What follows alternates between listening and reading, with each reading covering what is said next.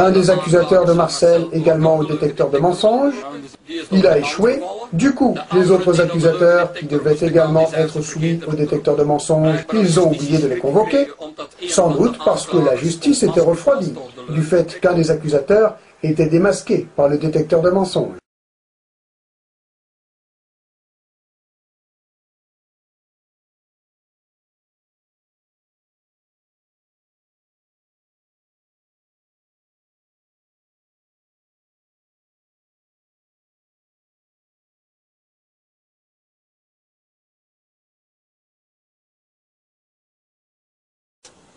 Il entame alors une grève de la faim, malgré un état de santé particulièrement préoccupant. L'homme est malade.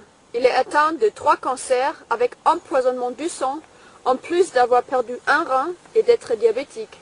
Un tel état de santé suscite d'ailleurs bien des interrogations, quand on sait par ailleurs qu'au cours de sa première hospitalisation, il se produisit une erreur médicale qui aurait pu lui être fatale. Son dossier avait été inversé avec celui d'un autre malade, et il recevait une surdose médicamenteuse qui l'envoya dans le coma, manquant de le tuer. Simple erreur médicale ou tentative d'empoisonnement par surdose médicamenteuse? Sa mort aurait été bien providentielle pour les autorités. Alors bien que son état de santé soit aussi troublant qu'opportun, ce n'est évidemment pas là-dessus que l'argumentation pour sa défense doit s'appuyer comme on le ferait pour un vulgaire criminel. Malade ou non, d'après nos recherches, pour comprendre cette affaire, nous pouvons affirmer que Marcel Verwouzem est totalement innocent de tout ce dont il est accusé. C'est absolument incontestable. Sa mise en cause est bien une mise en scène organisée par les prétendues autorités. Le 14 septembre 2005, la paix confirme la condamnation dans l'essentiel de celle-ci. Marcel Verwouzem se pourvoit alors en cassation, attendant une réponse qui devait au final intervenir pour le 24 juin 2008. À cette date, le courageux enquêteur devrait être fixé et savoir s'il doit purger 4 ans de prison pour avoir tenté de protéger l'enfance des réseaux de monstres montés par le crime organisé. La prétendue justice belge, quant à elle, espère, en clôturant ainsi l'affaire, neutraliser définitivement l'enquêteur, gravement malade aujourd'hui, et également pouvoir procéder à la destruction de la totalité des documents gênants, en vertu d'une fort curieuse coutume locale judiciaire. Celle-ci consiste en la destruction systématique de scellés, si ceux-ci comportent des images insoutenables, à condition que l'affaire qui les concerne ait été traitée et classée. Ainsi, sous le prétexte de protéger la morale et de ne pas risquer de porter atteinte à la sensiblerie d'on ne sait qui, eh bien, il est impossible à la justice belge de prétendre conserver des données en matière de crimes pédophiles et ou sataniques qui pourraient permettre d'effectuer des recoupements pour d'autres dossiers. À titre d'exemple, 2 jours avant l'arrestation de Dutroux, le parquet de Bruxelles procéda à la destruction d'un important lot de cassettes de crimes de pornographie infantile et de snuff movies. Les CD-ROM de Zandvoort détruits, plus rien ne pourrait permettre de confondre les criminels et leurs innombrables complices. C'est une honte que autant de matériel et autant d'éléments puissent être détruits sans que l'on fasse la moindre enquête là-dessus. C'est une législation curieuse en Belgique que les documents puissent être détruits à la clôture du procès. Oui, là, il y a un problème. Ils ont un problème en Belgique. Sur un plan strictement juridique, ils ne peuvent pas détruire le matériel tant que je ne suis pas condamné dans l'affaire.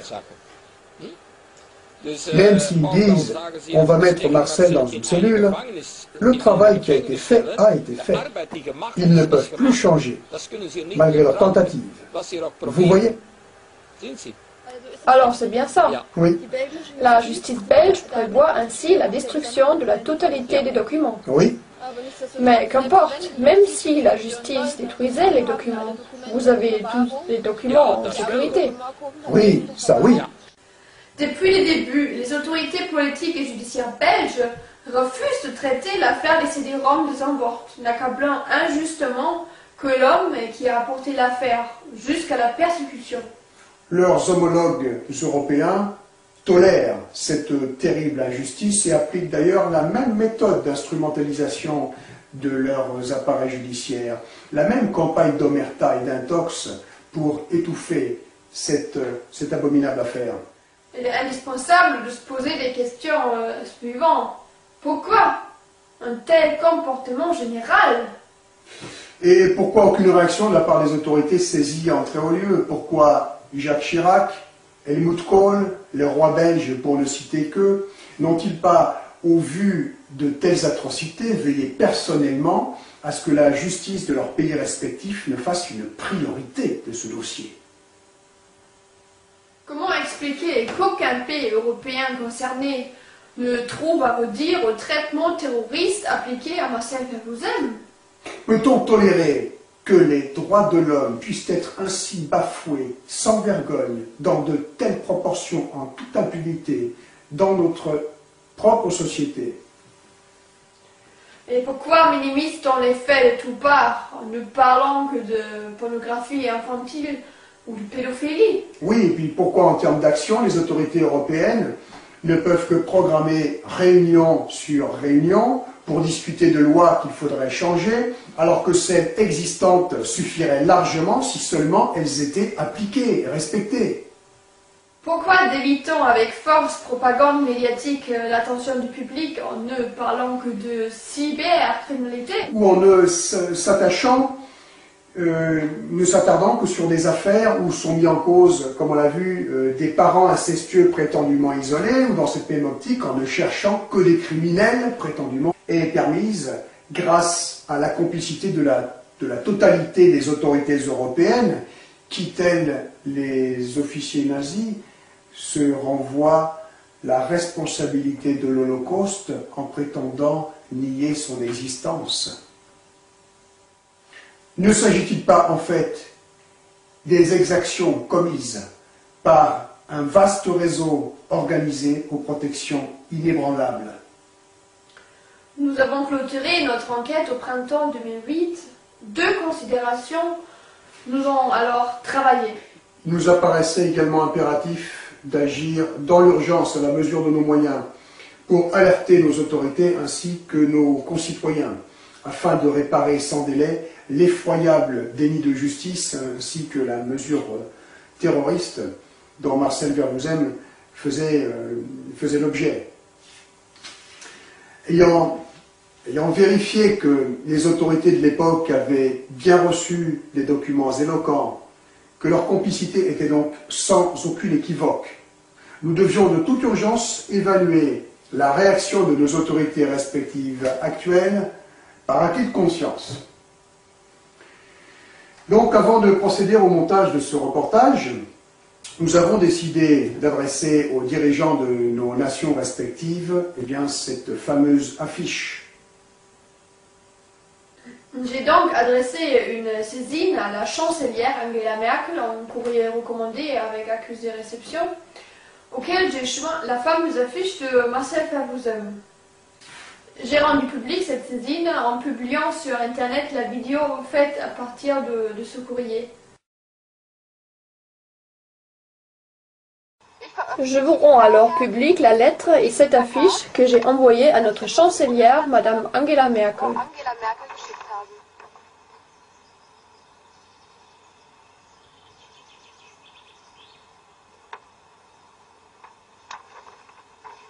Dénonciation d'un crime contre l'humanité, demande d'intervention.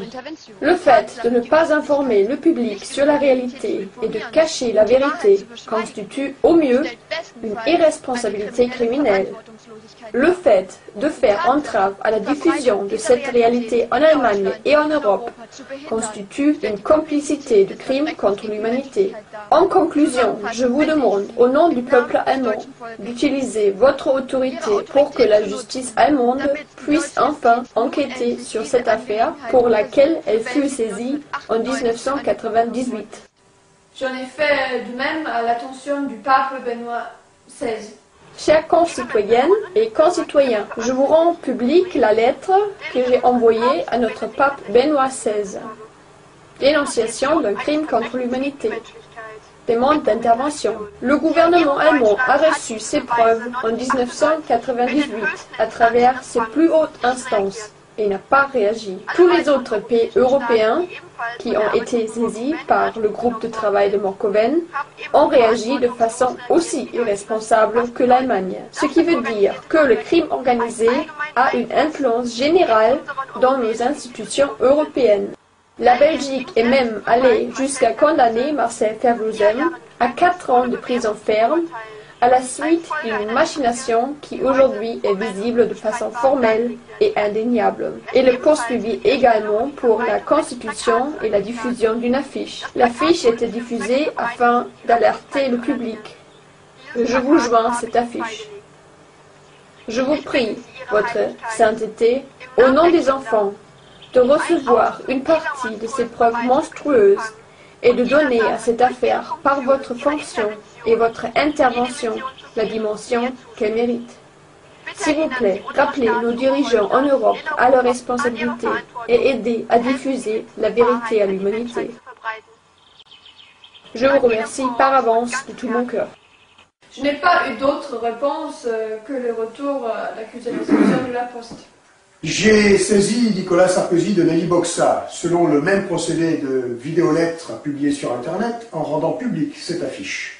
J'avais procédé de la même façon pour solliciter son aide concernant l'affaire Vincent, cet enfant victime de terrorisme judiciaire en France.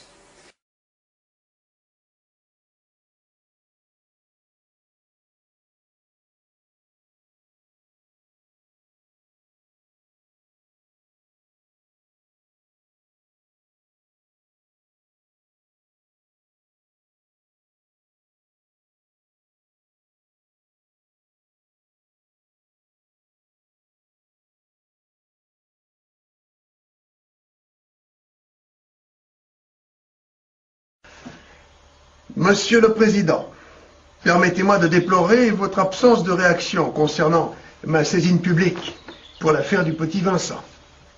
Sans doute celle-ci trahit-elle un certain embarras, une certaine impuissance.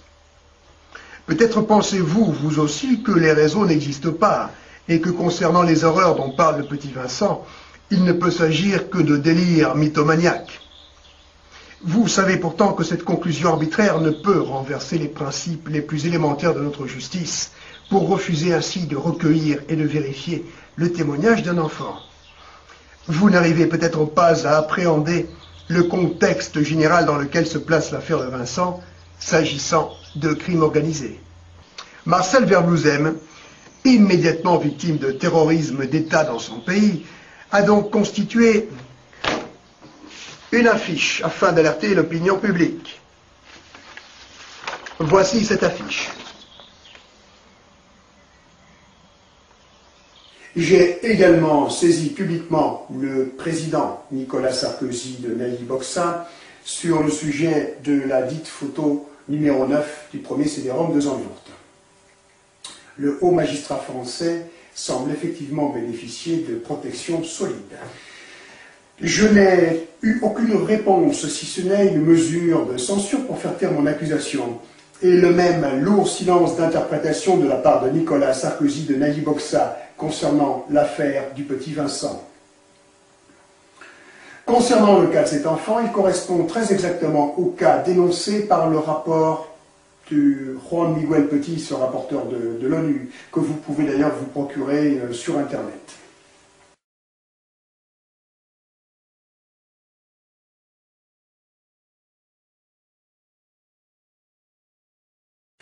Nous avons constaté les efforts déployés pour nous faire taire.